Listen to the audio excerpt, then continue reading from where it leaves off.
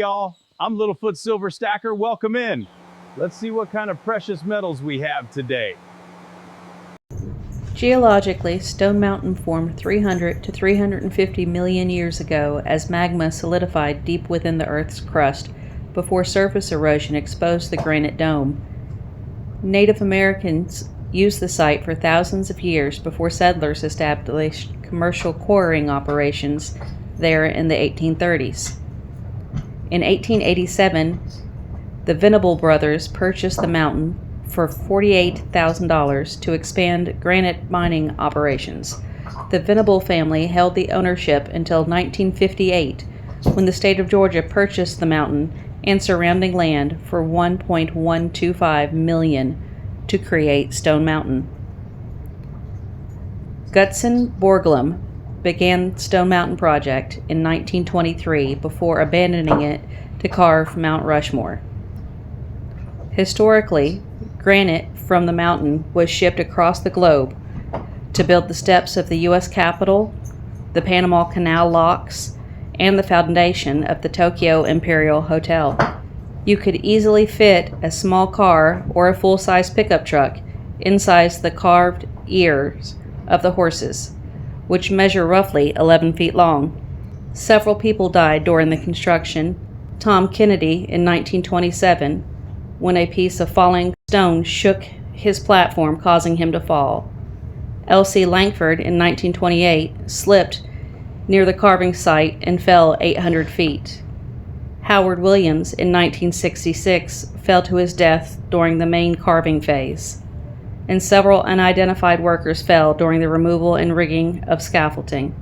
Authorized by Congress in 1924, the coin was issued in 1925 to raise funds for the Stone Mountain Confederate Memorial in Georgia. Proceeds were identified to finance the massive mountain carving. The obverse features Confederate Generals Robert E. Lee and Thomas Stonewall Jackson on horseback. The reverse features an eagle perched on a mountain crag alongside the inscription, "Memorial to the Valor of the Southern Soldier." Borglum had a fallout with the Stone Mountain Association and smashed his plaster models and fled the state shortly after completing the coin's design. The mintage was $5 million.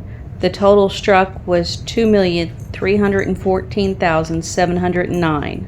Of that, $1 million were returned unsold and melted, the net mintage being $1,314,709.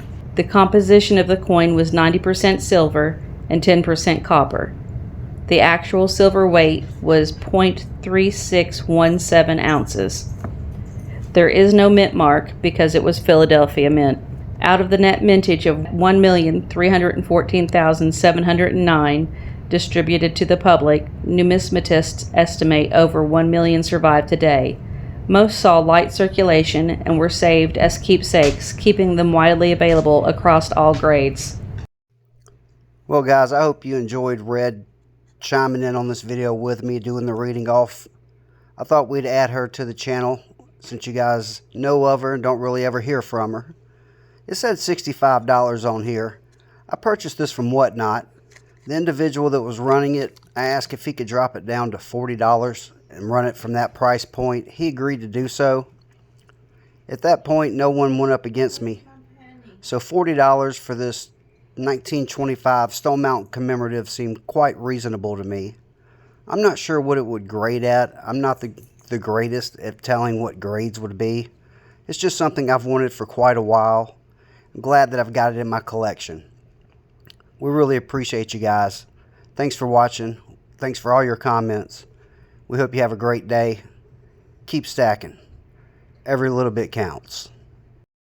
If you'd like to reach Littlefoot or Red, old school style, you can write us at P.O. Box 22, Saltina Coochie, Georgia, 30571. Close to midnight.